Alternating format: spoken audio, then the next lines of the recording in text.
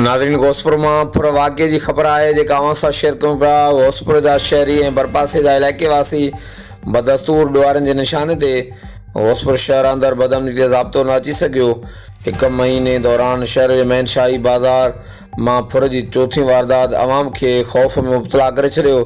ताज़े वाक़े में शहर जी मेन शाही बाज़ार में मोटरसाइकिल सवार 3 अणॼातल बुट बतल हथियारबंद ॾोहارين ने हिंदू वापारी सदोरे मेडिकल स्टोर वारे जे दुकान ते चढ़ाई करे अमले खे यरगमाल बणाए दुकान ते वेठल मालिक नौकर समेत संदन दोस्त डॉक्टर ख़ालिद मलिक खां 3 क़ीमती मोबाइल फ़ोनूं 50,000 रोक रक़म ऐं ॿियो क़ीमती सामान फुर करे आसानी सां फ़रार थी विया।